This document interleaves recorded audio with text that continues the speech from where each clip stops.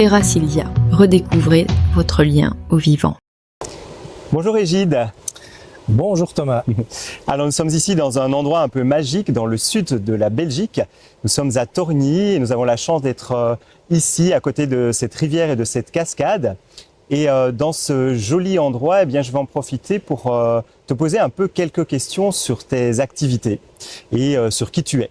Alors juste pour te situer en quelques mots, donc tu es Égide Altenlo, tu es psychologue et psychothérapeute. Et en 2009, tu as créé un centre thérapeutique et de formation à Bruxelles qui s'appelle Psyris. Et aujourd'hui, tu exerces principalement tes activités dans la région liégeoise où tu as déménagé. On est bon. On est bon. Alors juste peut-être encore pour te situer, pour le public, tu es un papa heureux de 2 petites jumelles adorables. J'ai d'autres enfants aussi derrière, hein, mais ça va.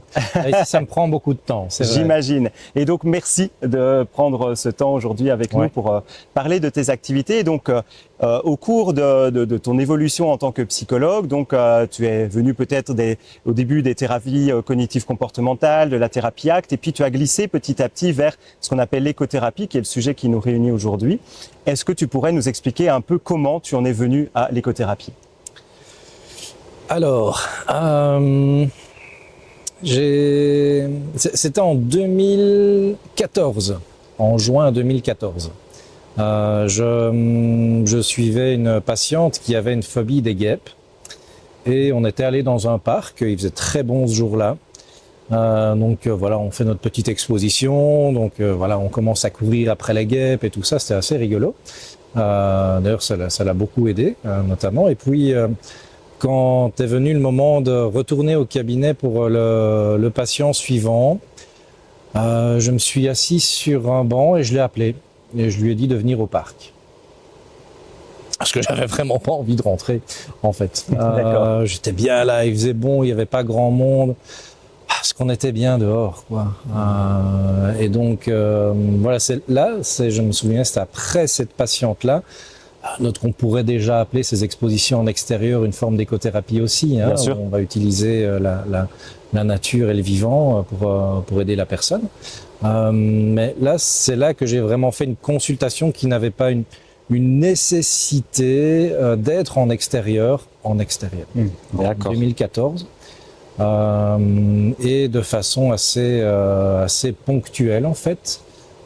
J'ai commencé avec ce patient-là et puis après un ancien patient aussi qui est revenu vers moi. Je lui ai proposé ça et progressivement j'ai commencé à exporter de plus en plus mes consultations en extérieur.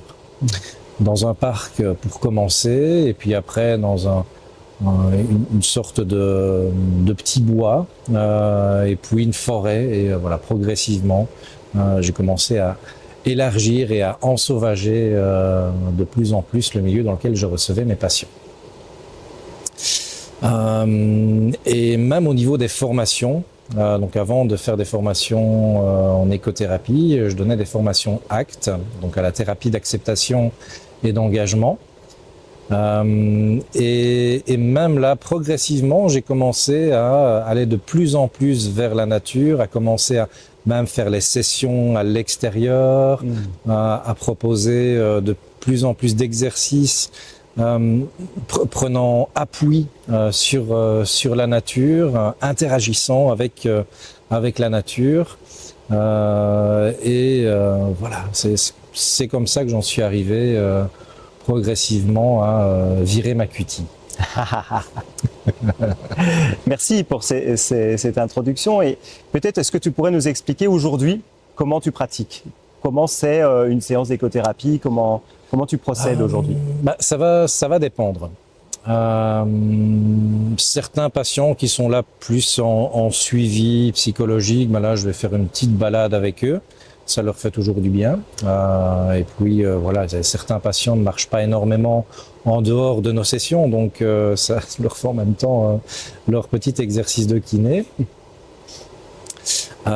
Et pour d'autres patients qui ont des thématiques plus précises à travailler, j'ai quelques spots comme ça où la nature se déploie d'une telle manière que sur un plan symbolique, lorsqu'on passe devant, on ne peut pas passer à côté de la symbolique qui est représentée dans la nature.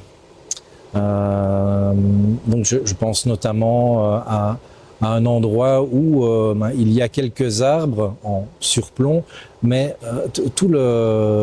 on est en face d'un mur de racines qui fait plusieurs mètres de haut. C'est vraiment magnifique, magnifique. Et là, du coup, pour travailler sur les racines personnelles, etc., c'est assez magique. Et j'ai d'autres petits spots comme celui-là qui me permettent d'aller chercher des thématiques particulières. Mais en dehors de ça, je peux très bien m'asseoir au bord d'une rivière et de proposer aux patients de simplement prendre le temps d'écouter le bruit de la rivière, mais également de voir comment ça résonne à l'intérieur de lui. Donc faire une sorte de petit exercice de reconnexion à soi et à la nature. Et certains patients sont déjà très contents rien que de faire ce genre de choses. Avec un autre patient, on est monté sur une petite plateforme que j'ai dans le fond de mon jardin, sur un arbre. D'accord. De façon à pouvoir prendre de la hauteur par rapport à une problématique qu'il rencontrait. Donc on a discuté de la problématique sur 2 chaises en dessous de cet arbre, et puis à un moment donné, je lui ai proposé, tiens, si on montait dans l'arbre. Il adorait, en fait. Ça faisait des années qu'il n'était plus monté dans les arbres, et c'était une de ses pratiques favorites quand il était enfant. Donc du coup, quand on était sur cet arbre, là, il a commencé à pleurer. C'est ce qui a permis, mais d'une façon très naturelle, de le reconnecter avec cet enfant intérieur, un peu foufou, qui aimait bien faire les 400 coups, pour un gars qui est à la base plutôt sérieux et tiré à 4 épingles. Est-ce que tu peux peut-être nous expliquer quels bénéfices retirent tes patients du fait de les emmener en séance en extérieur par rapport aux séances que tu fais plus classiquement en cabinet? Et puis peut-être dans un deuxième temps, toi, quels bénéfices tu en retires? Alors, les patients c'est déjà beaucoup plus actifs physiquement. En étant plus actifs physiquement, ils sont beaucoup plus précis dans leurs réflexions. Ils ont tendance à beaucoup moins tourner autour du pot. Et en termes de les séances, je trouve qu'elles avancent plus vite lorsqu'on est en train de marcher ou lorsqu'on est en extérieur. Ils sont aussi, je trouve, beaucoup plus authentiques, non seulement par rapport à moi et au sujet abordé. Il y a des choses que les gens n'auraient jamais abordées en intérieur qu'en extérieur. Ça leur paraît beaucoup plus naturel. Un contact beaucoup plus fin avec leurs émotions, avec leurs ressentis. Et ça, c'est une chose commune que je trouve que mes patients ont, et moi aussi. C'est de la surprise et de l'émerveillement à chaque sortie. Parce que la nature est surprenante. On va faire un même chemin plusieurs fois, et à chaque fois, il va y avoir une nouvelle chose qui va attirer notre regard. Ça peut être soit un élément végétal, soit un écureuil qui passe par là, un oiseau qui pousse son cri juste à un moment bien précis dans le discours du patient, chose que c'est des choses qu'on ne maîtrise pas, et il y a des moments comme ceux-là où, et ils sont fréquents, je trouve, dans la nature. Il y a des moments comme ceux-là où on a l'impression on aurait voulu le faire, on n'aurait pas pu faire mieux. C'est des opportunités. Oui, vraiment. C'est génial, en fait. Donc là ici, la nature est une véritable aide dans le travail thérapeutique. Donc, ce n'est pas qu'un nouvel endroit. Il y a vraiment quelque chose de l'ordre de cette surprise qui vient quasiment à chaque séance. Tu dirais que c'est comme un co-thérapeute finalement, qui fait des propositions. Qui fait des propositions, et puis quand c'est assez flagrant, je regarde le patient avec un petit air de connivence, et il n'y a même pas besoin de parler, il a compris ce qui est en train de se passer. Donc Vraiment, c'est génial. C'est génial. Ce que je retire d'autre, c'est un rafraîchissement de l'esprit, pour ma part. Qu'est-ce que tu veux dire? Ce que je veux dire par là, c'est que je réfléchis moins, déjà. Je suis beaucoup plus spontané dans les éléments que je relève chez le patient. Et je ne suis pas toujours attentif à ce qu'il dit. Donc, ça peut être surprenant, ça. Ouais, mais enfin, ça dépend. Mais je suis attentif à la façon dont il dit les choses, hein, mais pas toujours à ce qu'il dit. Et là, ici, le fait d'être dans la nature, mais ça me facilite le fait de pouvoir me connecter davantage à sa prosodie, au rythme avec lequel il déploie son histoire, plutôt qu'au contenu de celle-ci que bien souvent il m'a déjà raconté 5 ou 6 fois. Donc c'est le non-verbal là, qui là ici, commence oui, à ça être prime important. davantage, oui. Parce que déjà on est plus immobile sur 2 chaises, on est en mouvement, on marche, la façon même de s'installer lorsqu'on s'arrête et qu'on s'installe par terre, déjà ça en dit long aussi. Et puis lorsqu'on est à terre, on est en contact avec le sol, on est en contact avec l'humus, il y a des feuilles autour de nous, il y a une odeur particulière, c'est pas du tout le même contexte que dans un cadre thérapeutique. Il y a quelque chose de beaucoup plus proche de ce qui est la nature, qui pourrait même être la nature même du patient. Sa nature à lui. Oui. Donc voilà, ça ce sont mes petits délires symboliques, théoriques, personnels. Et toi, qu'est-ce que tu retires de ces séances? Le fait que j'ai beaucoup moins de notes à prendre, ça c'est bien pratique. Parce que quand on est en train de marcher, c'est assez compliqué d'écouter, de marcher, de regarder ses pieds, de prendre des notes en même temps. Donc c'est beaucoup plus facile en fait, et ça légitime un petit outil que j'utilise avec beaucoup de mes patients, qui est la feuille de liaison. Qu'est-ce que c'est ça? Où je leur demande de me faire un résumé de la séance, de ce qu'ils ont retenu, de ce qui les a marqués.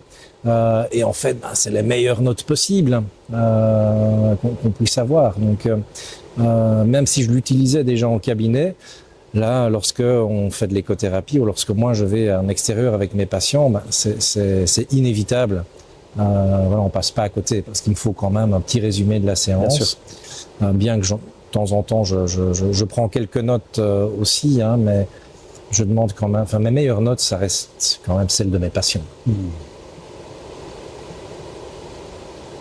Donc tu gagnes en liberté, donc moins embarrassé de ces notes, et d'autres choses que tu... En liberté d'esprit, j'ai beaucoup moins de fatigue mentale, j'ai beaucoup plus de spontanéité dans ce que je relève également chez le patient, beaucoup plus de créativité aussi. Ah oui. Lorsque je suis à l'extérieur qu'en intérieur. J'hésite beaucoup moins à faire bouger le patient, à le faire incarner certaines choses, comme avec ce patient là dont je t'ai parlé tout à l'heure, où on est monté dans l'arbre pour prendre de la hauteur, changer de perspective. Ouais, il y avait les 2 chaises qui étaient en bas, et je dis, et là, depuis cette perspective-là, depuis cette hauteur, qu'est-ce que tu vois? C'était formidable, vraiment une super séance. Alors j'entends qu'il y a beaucoup d'intuition, beaucoup de créativité dans ce que tu proposes, mais j'imagine qu'une séance, ça ne s'improvise pas, que tu te réfères à des modèles pratiques ou des modèles théoriques dans tes accompagnements. En théorie, oui. C'est quoi tes socles, voilà, tes socles mes thérapeutiques socles, sur lesquels tu te bases? Ma formation de base, c'est une formation en cognitivo-comportementalisme. Ouais. Bien que je sois plus comportementaliste que cognitiviste. Ensuite, il y a le modèle théorique de la thérapie d'acceptation et d'engagement. Et ça, que ce soit en intérieur ou en extérieur, ces 2 éléments-là, je les garde. Et en extérieur, j'utilise aussi beaucoup les concepts issus de la cognition incarnée et située. Qu'est-ce que c'est ça? Alors, c'est une théorie cognitive, notamment, qui implique que on ne réfléchit pas uniquement avec notre cerveau, hein. La façon dont est positionné notre corps, notre état d'humeur, nos émotions, le mouvement que l'on va avoir, la posture que l'on va avoir et également l'endroit où l'on est, la symbolique de celui-ci, mais également ses couleurs, ses odeurs, l'ambiance générale, tout ça va avoir une influence et va s'influencer mutuellement. Ok. Et donc il est possible de pouvoir emmener un patient à un certain endroit parce que ça va favoriser certaines prises de conscience ou certaines perspectives, hein, comme le fait d'être sur un endroit surélevé et de regarder la petite chaise là qui est tout en bas. Ce genre de choses, ça permet, c'est par la cognition incarnée que j'arrive à pouvoir me dire que je fais pas n'importe quoi, en fait, en faisant ça. Donc il y a une thérapie qui a été développée en se basant sur ces théories-là et les théories de la corporalisation. Donc en utilisant le mouvement, la symbolique du mouvement, mais également la symbolique des choses autour de nous, tout ce que cela nous renvoie, et de pouvoir du coup faire ce travail émotionnel à l'aide d'un matériel projectif qui est inépuisable lorsque tu es en extérieur. C'est ça, c'est ça. Waouh, passionnant. Oui, hein. Alors, tu nous as déjà donné quelques exemples que tu avais d'illustrations de séances. Est-ce qu'il y a une séance en particulier qui t'a marqué, que tu aimerais nous raconter? Il y en a une que j'aime beaucoup parce que en fait je n'ai quasiment rien fait ce jour-là. C'est vraiment la nature qui a bossé à ma place. Moi, j'ai juste amené la personne sur un chemin. Je m'attendais pas du tout à ce qui allait se passer. Et puis, j'ai juste posé une question et il s'est passé quelque chose d'assez exceptionnel où c'est la nature, enfin un arbre, un chêne même, qui a donné la réponse à la patiente. Donc, pour mettre un petit peu de cadre, la patiente est venue me voir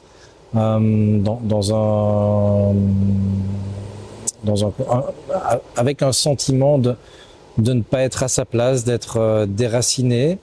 Elle était de la région liégeoise, mais d'origine française, du sud de la France. D'accord. Et avec son copain, ils ont décidé de s'expatrier à Liège. Bon, elle a trouvé un job, etc. Mais avec ce sentiment de ne pas être au bon endroit, et en même temps elle adorait la région, donc c'était vraiment, on voyait bien que c'était vraiment compliqué pour elle. Puis on en est arrivé à parler de ses racines, Justement, ouais.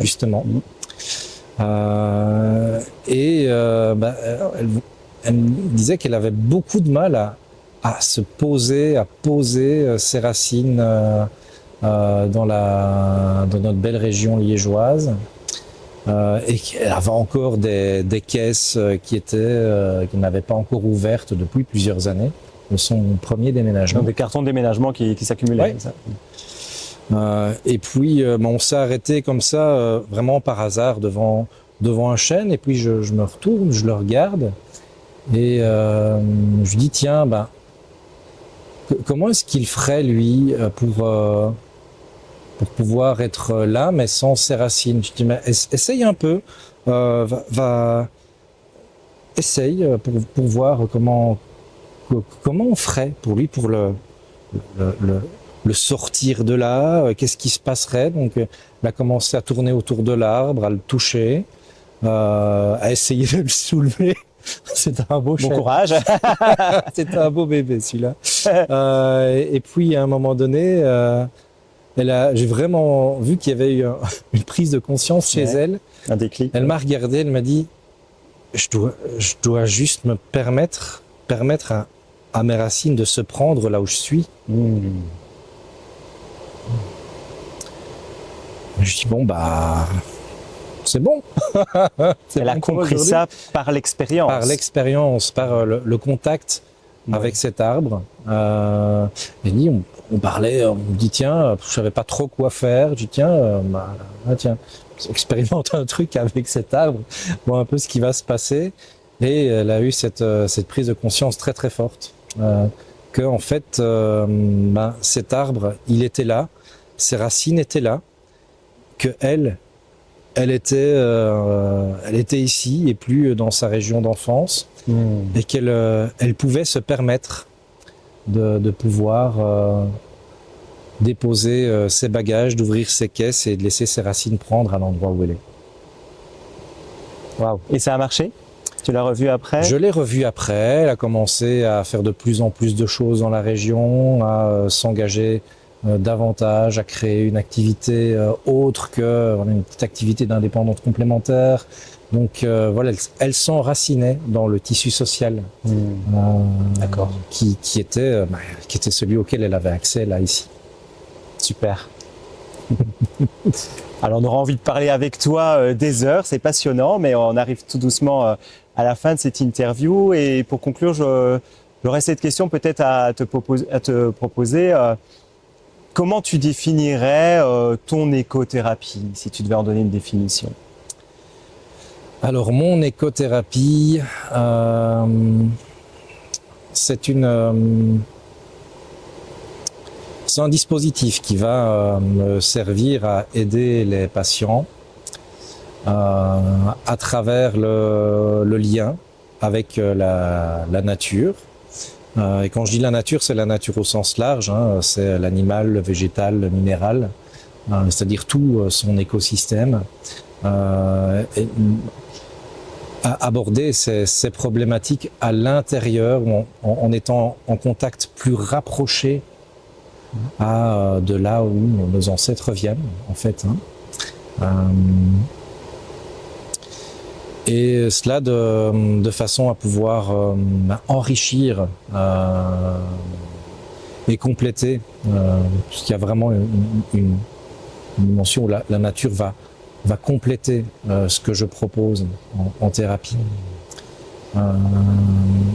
Et de plusieurs façons, non seulement par elle-même, par ses caractéristiques propres, mais également par le fait que lorsqu'on va dans la nature, on n'est pas assis sur deux chaises, donc il y a du mouvement. Et c'est là que il se passe beaucoup de choses en fait. Dès qu'on met le corps en mouvement, qu'on lui permet d'expérimenter des choses, l'expérience va davantage nous parler que des théories, des histoires, etc.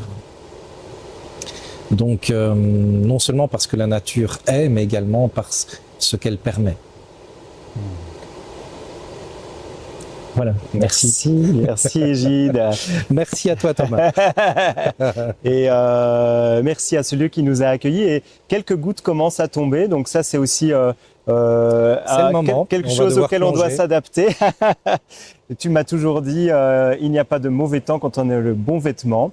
Donc oui. voilà, ça fait partie du rôle d'écothérapeute de pouvoir aussi s'adapter à la météo. Donc on va aller voir. Non, j'ai pas ma tenue de plongée, donc on va descendre gentiment. Gentiment, peut-être faire un petit pouf une prochaine fois. Merci Égide. Allez, bon, je te laisse là. Hein. Écoute, je te laisse aller en premier. En premier.